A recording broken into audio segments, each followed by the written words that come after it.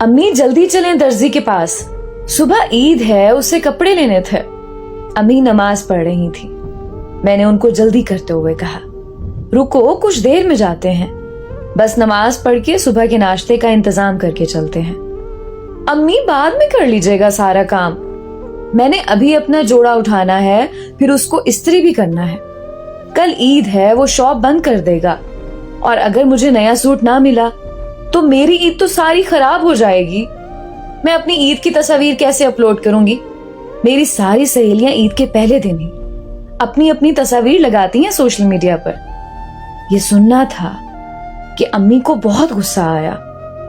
वो बोली, बस यही रह गई है तुम नौजवान नस्ल की ईद, तस्वीर बनाकर अपलोड करना, एक दूसरे को मोबाइल पर बैठकर मुबारकें देना, एक दूसरे की तस्वीरें देखकर झूठी तारीफें करते रहना, एक दूसरे से जलते रहना।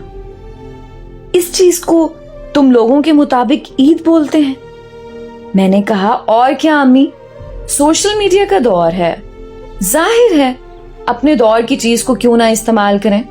आपके वक्त पर ये फोन और सोशल मीडिया इतना इस्तेमाल होता तो आप भी तो ऐसे ही करती।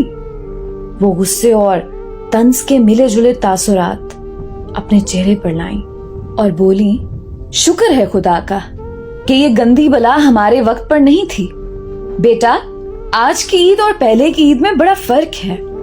बहुत पुरसुकून और खुशियों भरे त्योहार होते थे ये, हम दिखावे में नहीं थे। रमजान और ईद की रौनकें ही अलग होती थीं। कई दिन पहले ईद की तैयारियां शुरू कर देते थे, इसलिए नहीं कि एक दूसरे को जलाना होता था, कोई दिखावा करना होता था, बल्कि इसलिए क्योंकि वो खुशियां बड़ी पुरसुकून होती थीं। अपनों का एक साथ इकट्ठा हो जाना और अपनों का वो एक दूसरे को मिलने का इंतजार बड़ा सुकून देता था। आजकल की ईद क्या है, ना कोई अपना होता है और ना कोई रूहानी खुशी। अम्मी की ये बातें सुनकर मैं खामोश हो गई। मुझे सब सही लग रहा था, वाकई बहुत फर्क आ गया है दोनों अदवार में। मैं सोचने लगी कि वाकई अब वो खुशी महसूस नहीं होती जो पहले ईद की खुशी होती थी। अम्मी बोली, किस तरह पहले सब इकट्ठे हो जाते थे, एक दूसरे को पूरी रात मेहंदी लगाने और लगवाए जाने में गुजर जाती थी, और सादा मेहंदी होती थी जिसके खुशबू और रंग ही क्या खूबसूरत होता था। आजकल की मेहंदी तो उल्टा हाथ ही खराब कर देती है। बेटा, मसला ये है कि ना तो पहले जैसे लोग रहे हैं और ना ही चीजें। तो जब सब कुछ पहले जैसा रहा ही नहीं है तो कैसी खुशी? तुम नौजवान खुद को एक शराब से गुजार रहे हो, खुशी का शराब, जबकि तुम्हारे दौर में खुशी और सुकून जैसे एहसास रहे ही नहीं है। पहले चूड़ियों की खरीदारी कई दिन पहले सहेलियां मिलकर करती थीं, यहाँ तक कि एक दूसरे के साथ मैचिंग करती थीं।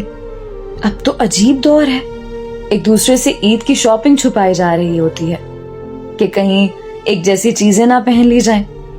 पहले ईद के दिन मीठा बनता तो पूरे मोहल्ले में बांटा जाता था, अब आधे मोहल्ले से तो लड़ाई होती है किसी ना किसी बात पर। पहले बुजुर्ग और बड़े खुद आकर ईदी देते थे, और तब 10 रुपए की ईदी बहुत ज्यादा लग रही होती थी।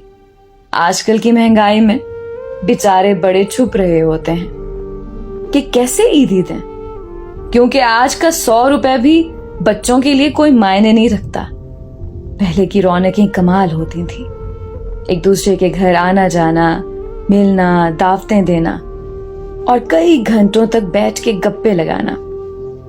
आज की ईद आधे से ज्यादा इंसानों की बजाय मोबाइल फोन पर गुजर रही है। इंसानों के पास वक्त ही नहीं रह गया एक दूसरे के लिए। अफसुर्दगी और बेरौनकी ने डेरे डाल लिए हैं। तुम नौजवानों को क्या पता कि ईदें क्या होती थी। अम्मी ये सब कुछ कहकर उठ खड़ी हुई कि चलो ले आते हैं दर्जी से कपड़े।